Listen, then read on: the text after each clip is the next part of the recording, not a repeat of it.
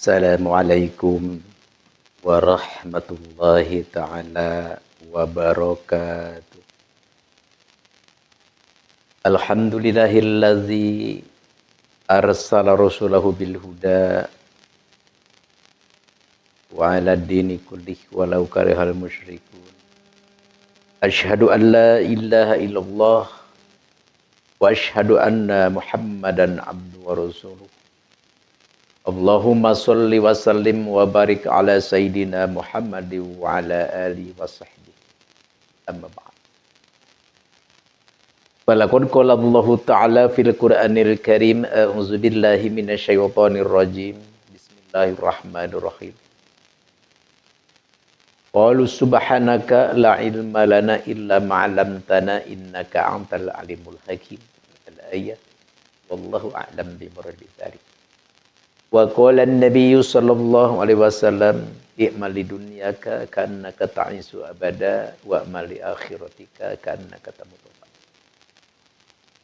Alhamdulillah atas izin Allah Subhanahu wa taala kita bisa bertemu kembali, bisa berkumpul kembali dalam raraga thalabul ilmi.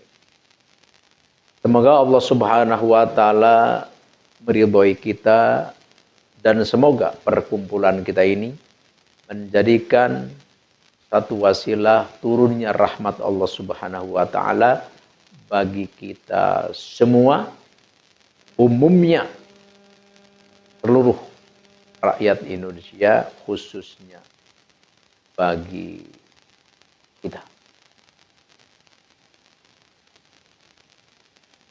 Pertama-tama, mari kita berpikir sejenak di mana kita sekarang dan akan kemana kita pergi. Dan siapakah yang menciptakan dunia ini? Dan kemana kita mencarinya? Dan harus seperti apa kita kepadanya? Tentu masalah ini kita tidak akan bisa, tidak akan terbuka dengan sendirinya. Tentu kita perlu guru atau perlu penunjuk atau perlu ikutan. Siapa? Tentu baginda Nabi besar Nabi Muhammad SAW yang diteruskan oleh para sahabat, para tabi'in, para aulia, kesininya para ulama. Oleh karena itu, mari kita dekati ulama. Kalau istilah Sunda ya, seorang kiai itu, seorang ulama itu perlu kita calikan, colokan, celukan. Ini istilah Sunda. Calikan itu artinya kita silaturahmian, datangi ke rumahnya, kita ngobrol. Pasti akan memberi tausiah kepada kita. Tentu tentang aturan hidup. Colokan itu artinya ayo kita pancing. Tanyakan tentang permasalahan. Masalah ini gimana hukumnya, ini hukumnya gimana. Sekarang ramai masalah ini bagaimana hukumnya.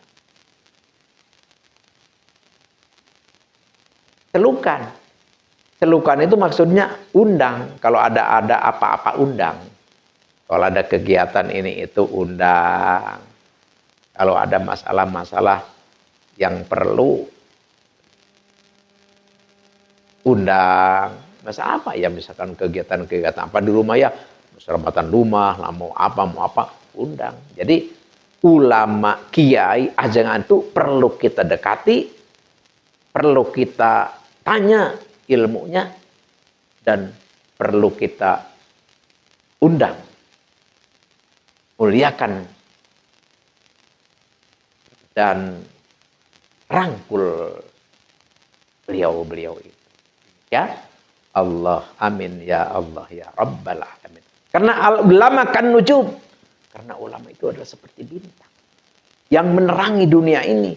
Karena dunia tanpa ulama, ya tentu tanpa orang yang pintar. Ini akan gelap. Akan gelap. Ada ilmu, ya. Ilmu itu adalah lampu. Ada pengetahuan. Nih kalau orang-orang membedakan seperti itu, ada ilmu, ada pengetahuan. Kalau ilmu itu ya mengarahnya ke tentang ilmu-ilmu akhlak pendidikan, perilaku perjalanan hidup kita. Pergaulan dengan sesama seperti apa, pergaulan dengan orang tua seperti apa, pergaulan dengan penguasa seperti apa, pergaulan dengan guru seperti apa. Ilmu yang disebut ilmu hal, ilmu tentang ibadah, ya, perhubungan kita dengan Allah. Ada ilmu pengetahuan. Jadi kalau ilmu pengetahuan, ya ilmu-ilmu tentang teknologi, tentang ini dan itulah, tentang kepemerintahan, tentang aturan-aturan itu pengetahuan dan lain sebagainya. Tuh, jadi kita dengan pengetahuan saja tanpa ilmu agama, hidup kita akan liar. Akan menimbulkan perpecahan, perdebatan, perselisihan. Kalau hanya pengetahuan saja. Kalau kita hanya ilmu saja, ilmu agama tentang akhlak, tentang ini dan itu, ya tentu kita akan jalan di tempat. Bagaimana harusnya? Harusnya kita gabung. Ilmu dan pengetahuan kita miliki. Ya, semaksimal-maksimalnya kita. Insya Allah akan terwujud baldatun thayyibatun wa rabbun ghafur. Dunia aman, bangsa sejahtera, aman, nyaman, tentram, makmur. Insya Allah, amin ya Allah ya. Tentu di dalam ilmu hal, ilmu agama, di samping kita tentang ubudiyah, ibadah kepada Allah Subhanahu wa taala, sholat, tentang haji, tentang pergaulan sesama, akhlak.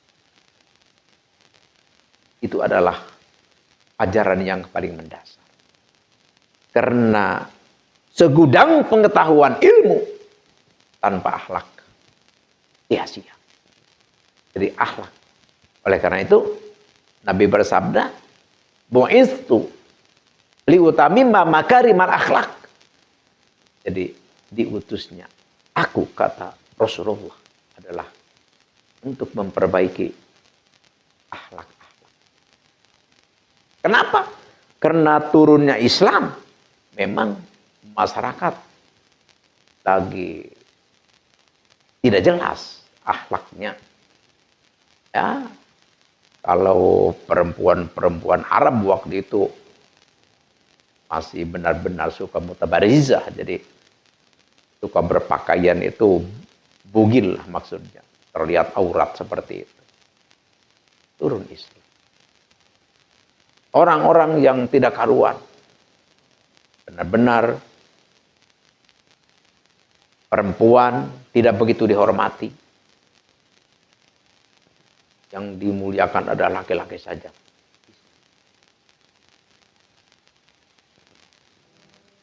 Dan selanjutnya, jadi akhlak. Makanya Al-Fakir sering. Akhlak ini paling sulit, paling berat. Paling sulit, paling berat. Kenapa? Karena memang kita punya nafsu. Nafsu itu cenderungnya ego. Cenderungnya aku merasa paling hebat, merasa paling pintar, merasa paling kuat, merasa paling kaya, merasa paling berpengalaman, merasa. Itulah nafsu mengarahnya ke situ. Sedangkan hal seperti itu oleh Nabi benar-benar dilarang. Kata Nabi, la yadkhulul jannah man fi qalbi kibrun. Sama sekali tidak akan masuk surga orang yang punya rasa bahwa dirinya lebih. Sombong itu artinya. Sedangkan kita cenderung ke situ. Makanya kalau tidak ada ilmu akhlak, wah.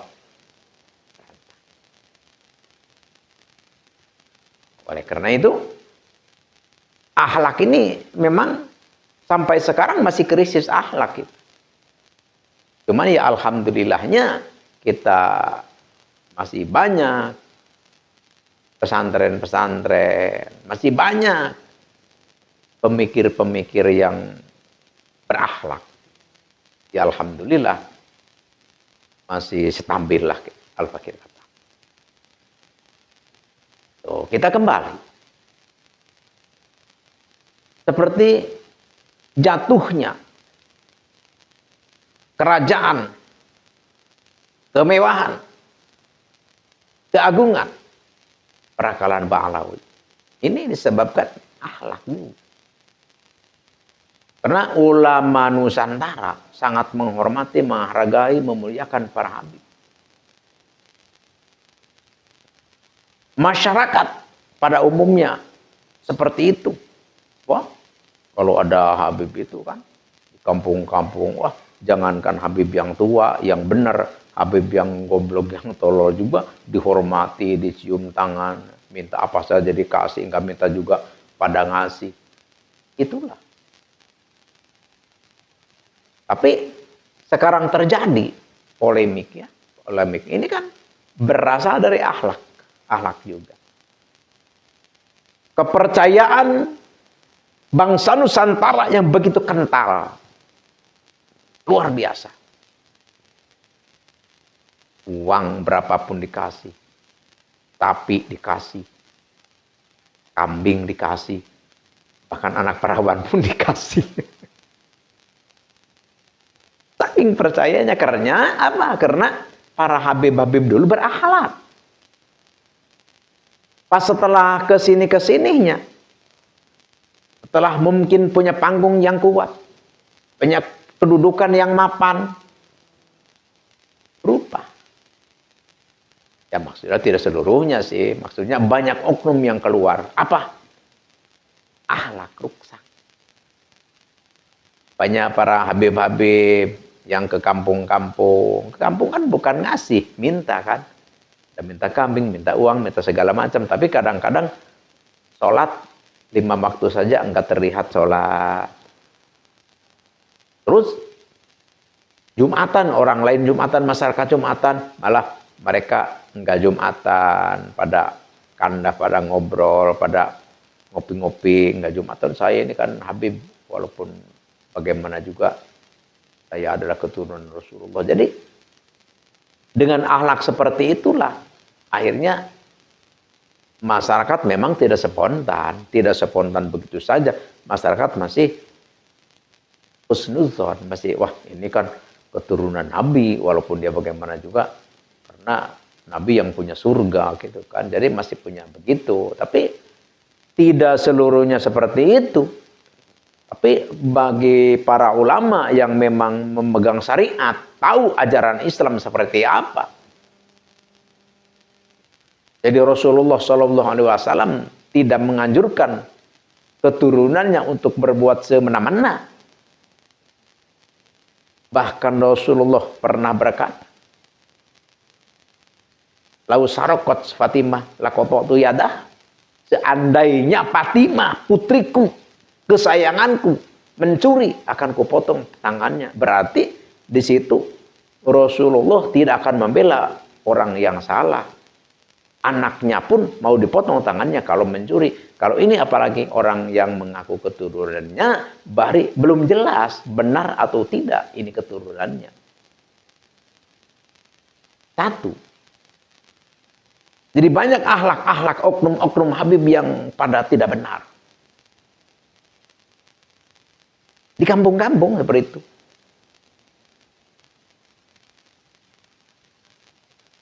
Terus berbagai macam kejadian. Tapi yang paling benar-benar sampai terjadinya polemik ya adanya penghinaan-penghinaan kepada ulama gitu kan. Baru hanya sebatas pekerjaan pribadinya sebenarnya belum meruntuhkan, belum menjatuhkan. Karena masyarakat sudah meyakini bahwa Habib itu turunan Nabi. Sudah kuat seperti itu. Karena turun-temurun dari orang tua karena mungkin udah ratusan tahun lah seperti itu. Tapi setelah adanya penghinaan-penghinaan kepada ulama Nusantara, ada kesan untuk menjauhkan umat daripada ulamanya, disitulah. Apalagi sudah menyentuh bahwa keturunan Wali Songo sudah tidak ada. Kalau Wali Songonya adalah keturunan Baalwi, tapi keturunannya sudah nggak ada. Ini yang benar-benar memantik polemik. Apalagi yang ada kata-kata seorang Habib yang bodoh, yang tolol. Itu masih dibandingkan dengan ulama bangsa bukan Habib itu lebih mulia Habib. Walaupun bodoh dan tolol. Walaupun ahli maksiat. Terus ada lagi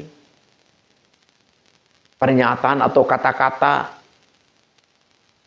satu kaki Habib yang kotor dibandingkan dengan kepala ulama, 70 ulama yang alim, alamah, ahli ibadah itu masih mulia Habib. Jadi inilah kata-kata ini benar-benar menguak, membangunkan ulama Nusantara kecurigaan. Ini apa benar ya keturunan Nabi, apa bukan, masa keturunan Nabi seperti ini? Karena ada paribasa seperti ini. Jadi kalau buah itu jatuh tidak terlalu jauh dari tangkainya gitu, dari pohonnya, pasti berdekatan dengan pohonnya. Maksudnya apa? Ya kalau akhlak Nabi seperti itu mulianya, ya walaupun misalkan keturunannya enggak seperti Nabi pun ya agak mendekati lah seperti itu. Tapi ini sangat bertolak belakang. Seperti itu. Nabi pemaaf, pengampun. Tapi yang mengaku Habib itu pada keras-keras. Pada ego-ego. Jadi akhirnya banyak ulama kita yang berpikir. Ya, diantaranya salah satunya Kiai Imaduddin. Ya sebenarnya sebelum Kiai Imaduddin Utsman Al-Bantani meneliti, sebenarnya dari dulu juga, dari abad ke abad sudah banyak yang membahas, mencurigai dan tidak meyakini keturunan Nabi. Sudah, cuma ya selewat-selewat saja gitu. Ya cuman di situ ya Al-Fakir sayangkan ya setelah Haji Utsman ya Kiai Utsman Imaduddin ya Al-Bantani. Beliau mencoba meneliti, jadi bukannya dirangkul, ya justru malah dihina gitu. Ya udah banyak statement-statement, perilaku-perilaku yang kurang pas dengan mengaku cucu Nabi. Pas Kiai Imaduddin meneliti, justru ada yang mengatakan, wah ini memang belajar di mana dia? Belajar ke anak kebo. Jadi inilah akhlak sebenarnya gitu kan. Tapi kalau waktu itu ada langsung didatangi, dirangkul baik-baik, ya kayaknya tidak akan seperti sekarang sebenarnya. Tuh, jadi dengan adanya ego-ego, dengan adanya sombong kesombongan, adanya hina menghina, merendahkan, mengejek, ya inilah akhlak. Al-Fakir katakan. Jadi Islam itu mengajarkan untuk saling hormat, menghormati, untuk saling sayang, menyayangi, untuk saling memuliakan. Islam mengajarkan seperti itu. Tapi kita tidak. Justru kita diperingatkan malah kita marah. Diberitahu malah kita sombong. Diberi ajaran malah kita wah gitu. Malah balik menghinakan, menyerang. Ini kan akhlak ini. Jadi akhlak rusak. So, akhirnya karena menolak, menyerang, akhirnya benar-benar para peneliti langsung semangat. Lebih semangatnya. Karena keyakinannya, wah ini benar-benar bukan keturunan Nabi. Dengan kegigihan akhirnya semua kitab di seluruh dunia didapat. Ya ternyata, ya benar-benar yang menjadi kecurigaan bahwa Habib Alwi bukan turunan Nabi, akhirnya terbukti berdasarkan kitab nasab. Ya, berbagai kitab nasab. Banyak sekali kitab nasab. Ratusan kitab nasab. Ternyata satu pun tidak ada yang menjelaskan bahwa Habib Alwi turunan Nabi. Ini karena selalu terus ditentang, ditolak, diserang, akhirnya terus diteliti. Sampai akhirnya terbongkar sejelas-jelasnya bahwa Habib Alwi itu adalah bukan keturunan Nabi mutlak, tapi justru sampai ketemu akarnya itu adalah dari Maimun Al-Qaddah. Siapa itu? Itulah diteliti-teliti keturunan Yahudi. Coba kalau misalkan akhlak ini dijaga, selalu sopan, selalu santun, selalu menghormati, selalu memuliakan, jangan menyakiti hati orang. Ya seperti para leluhur lah dulu. Ya sampai sekarang kerajaan dinasti Habib di Indonesia pasti akan jaya selalu. Salahkah ini kejadian? Tidak salah. Ini adalah satu iktibar, pelajaran bagi kita, siapapun orangnya, seperti apapun kedudukannya, kalau akhlaknya rusak, kalau akhlaknya bejat, pasti akan hancur. Ini adalah contoh pelajaran bagi kita semua. Ayo kita miliki akhlak sebaik-baik. Makanya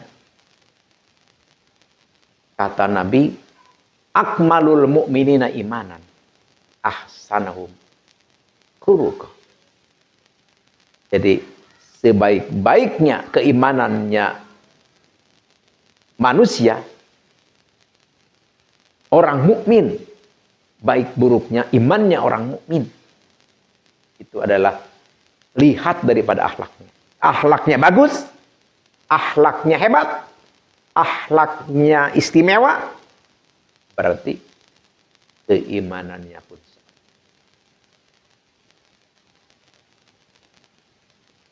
Dan kata Nabi, ittaqillah. Ayo, takut kepada Allah. Bertakwalah kepada Allah.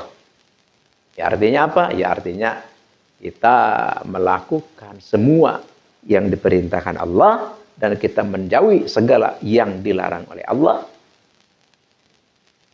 Wa atmi sayi'atal hasanata tamhuha. Dan apabila kita berbuat kejelekan, cepat kita berbuat kebaikan. Apa? Ya habis kita ngomongin orang, ya kita langsung minta maaf. Langsung kita berbuat kebaikan lah. Seperti apa kebaikan-kebaikan kita perbuat. Perbanyak sedekah, memperbanyak menasihati orang. Kita memperbanyak membahagiakan orang. Dan tiada lepas juga wa khaliqin nasa bi khuluqin hasan. Ayo bergaul dengan manusia, beradaptasi dengan manusia dengan akhlak perangai kelakuan yang menyenangkan, yang baik. Buang sifat ego, buang sifat sombong, songong, buang perasaan, perkataan, tangan kita untuk menyinggung, menyakiti orang. Islam seperti itu. Makanya kalau ada orang yang mengaku Islam, mengaku mukmin, tapi masih menyerang-nyerang orang, menghina orang, merendahkan orang, itu omong kosong maksudnya. Seperti itu. Jadi sebenarnya ya kita sekarang begini. Setelah kita mengetahui berdasarkan kitab nasab, kitab sejarah, menurut penelitian ahli filologi dan juga ahli genetik, ternyata para Habib Alwi itu bukan keturunan Nabi. Jangankan keturunan Nabi, keturunan Arab pun bukan. Tetap kita baik dengan mereka. Tetap sayangi kita mereka. Tetap muliakan oleh kita mereka. Mereka Habib maksudnya. Tetap. Jadi jangan setelah kita tahu, wah itu keturunan Yahudi, langsung kita berbalik asalnya cinta tidak cinta, asalnya sayang tidak sayang, asalnya kita mahabbah jadi benci. Jangan. Jadi kalau kita begitu, jadi justru kita salah. Salah kita, karena Islam itu, dasarnya Islam itu harus bisa, harus mampu menjaga lisan tangan kita untuk menyinggung, menyakiti orang. Terus dasarnya orang yang beriman itu harus bisa, harus mampu untuk saling menjaga. Menjaga orang siapapun itu. Jangan abang agamanya tidak seagama, langsung kita bodo amat lah. Walaupun dia ada yang apapun, ada yang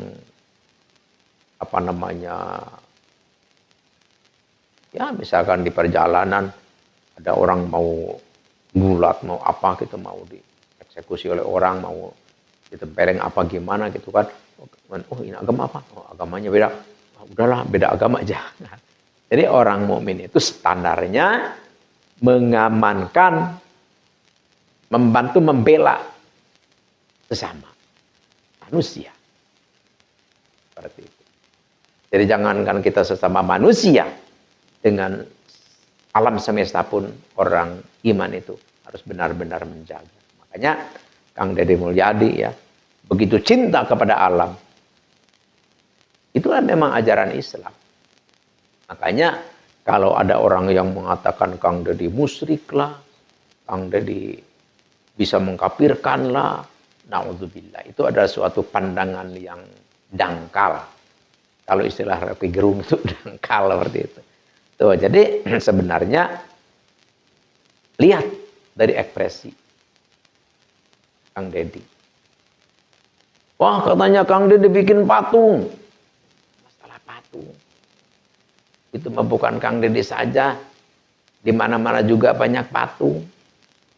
Kadang-kadang di rumah kita juga kita tidak sadar ada patung. Patung apa? Ya seperti anak-anakan boneka. Ada juga patung. Jadi itu hanyalah mencari-cari kesalahan saja. Jadi jangan kita ikut. Jadi Kang Deddy adalah satu sosok manusia yang diutus oleh Allah untuk mengentaskan kemiskinan di bumi ini. Kita dukung dan kita respon kebijakannya dan kita kawal sampai kemana.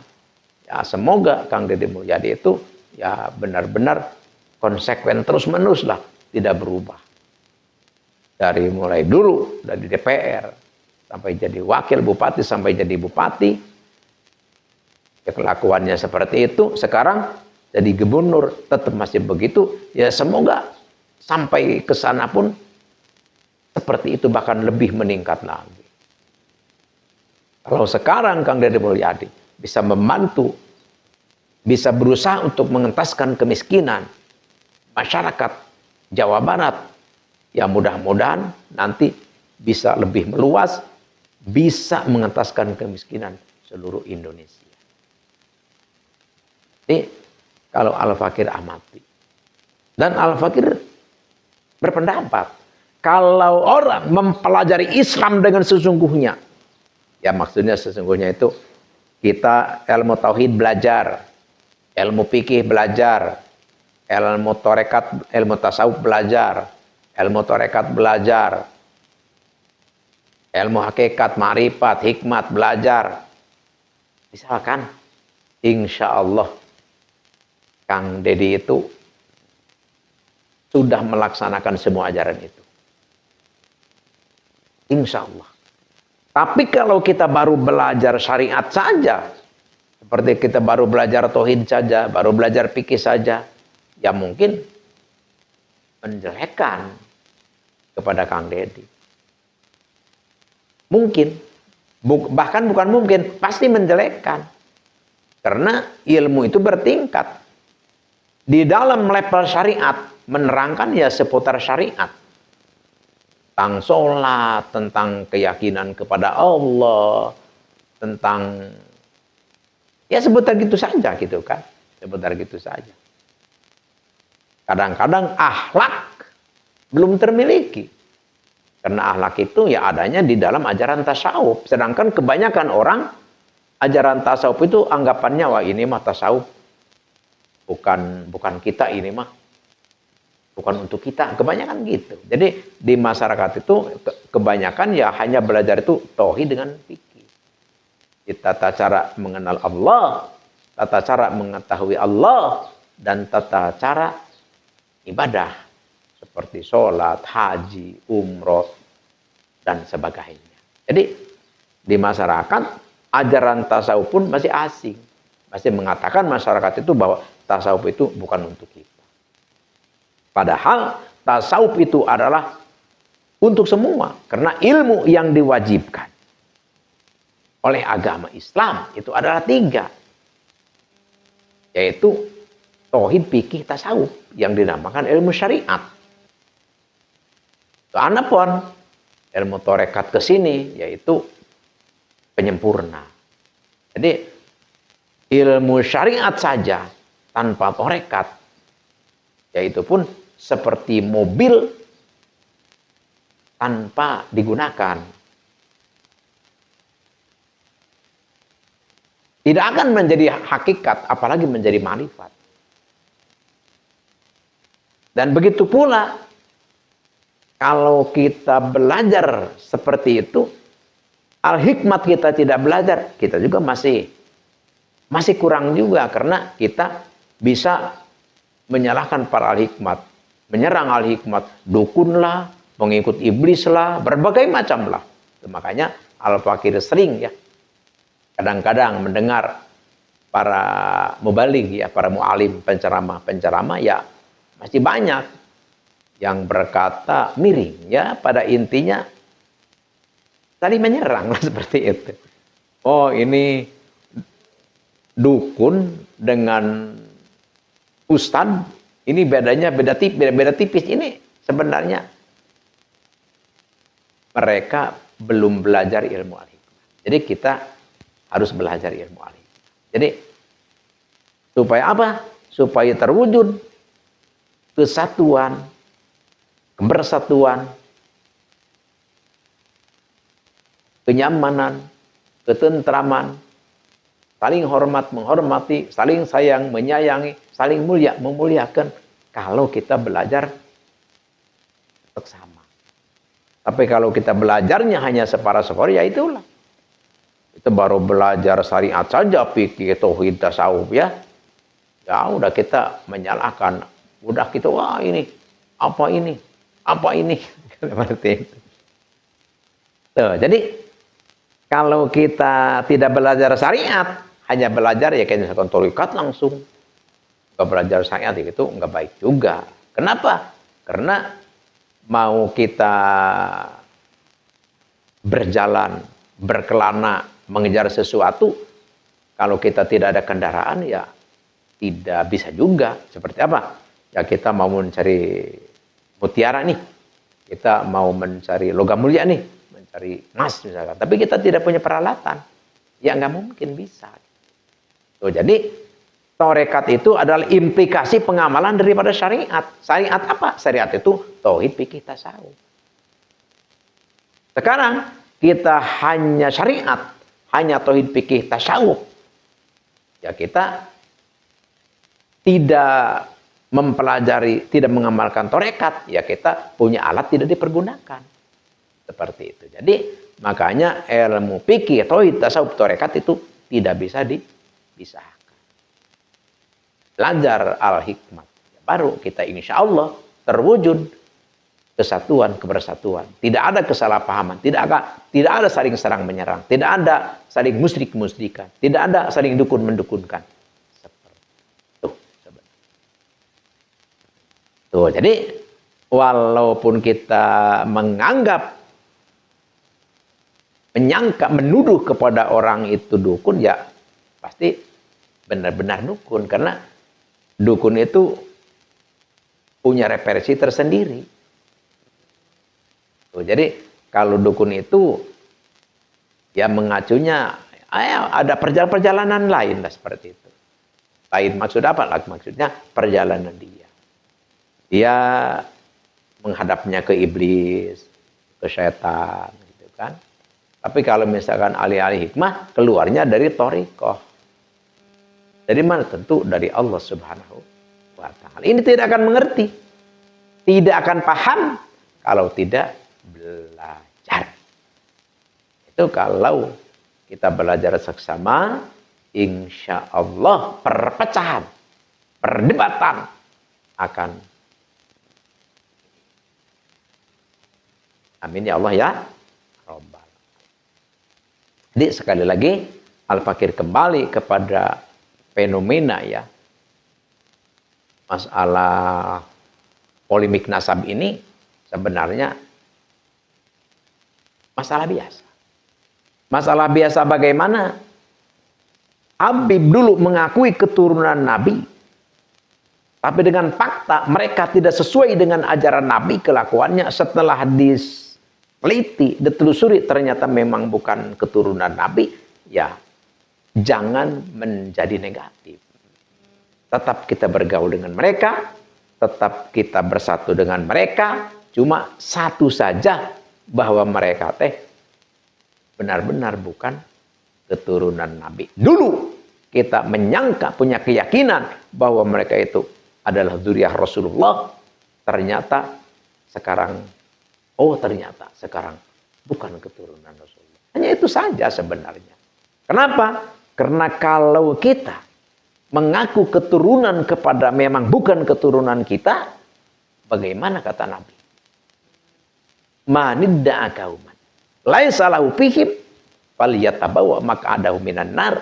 Barang siapa yang mengaku keturunan pada memang kita bukan keturunan di situ, maka kita adalah tempat kita menempatkan kita. Jadi nggak boleh.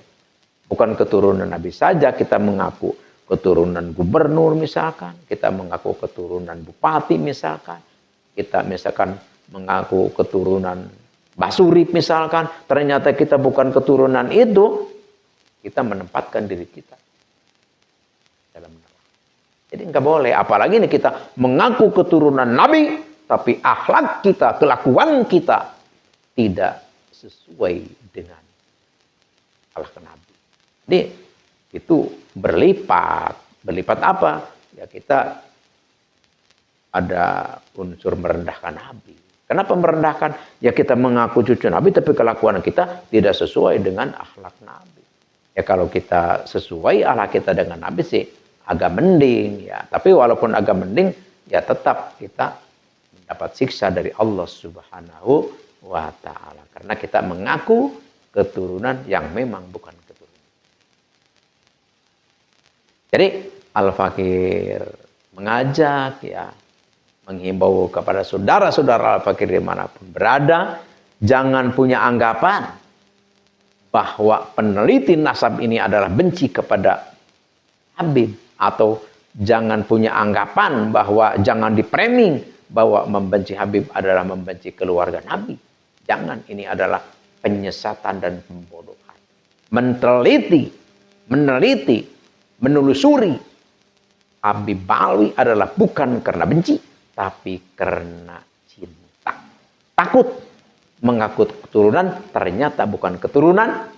Tuh, jadi setelah itu adalah diberitahukan, hai para Habib, ente bukan keturunan Nabi, tapi ente adalah keturunan Ki Ubaid, kesananya adalah keturunan di dinasti Fatimiyah. Tapi walaupun bagaimana, jangankan keturunan dari manapun, keturunan dari Fir'aun pun sekalipun, keturunan dari Haman pun sekalipun, tapi kalau Anda beriman, bertakwa, apalagi berilmu, maka tetap kami mulia. Nabi bersabda, la fadla li arabiyyin wa ajamiyyin. Tidak ada ketuhanan Arab ataupun ajam, tetap sama saja. Yang membedakan mulia tidaknya manusia bukan keturunan, tapi adalah karena Allah berfirman di dalam Al-Quran, inna akramakum indallahi atqakum. Sesungguhnya orang yang paling mulia di hadapan Allah adalah orang yang paling bertakwa. Jadi oleh karena itu, masalah keturunan, masalah nasab tidak menjadi masalah. Jadi jangan sekali-kali menyangka, memframing, penelusuri, peneliti, nasab dianggap benci, itu adalah salah besar. Karena peneliti pada dasarnya adalah mencintai. Ingin saling mengingatkan, karena Allah berfirman di dalam Al-Quran, wa tawassaw bil haqq, wa tawassaw. Apalagi yang memframing. Peneliti nasab, Kiai Imaduddin Usman Al-Bantani dan kawan-kawannya adalah pembegal nasab, adalah pembenci dzurriyyah Nabi. Nauzubillah, ini adalah pembodohan dan penyesatan. Habib bukan dzurriyyah Nabi sekali lagi. Dan peneliti, penelusuran, meneliti keturunan Ba'lawi adalah bukan berdasarkan benci, tapi berdasarkan cinta. Pada intinya ingin saling mengingatkan, ingin saling nasihat. Inilah yang Al-Fakir bisa katakan. Semoga ini bisa mengedukasi, memberi pelajaran, bermanfaat bagi Al-Fakir sendiri, khususnya umumnya bagi siapapun orang yang dikehendaki oleh Allah Subhanahu wa Ta'ala. Al-Fakir mohon maaf atas salah hilaf dan keliru. Itulah manusia. Al-afu minkum wa billahi taufiq wal hidayah. Wassalamualaikum warahmatullahi wabarakatuh.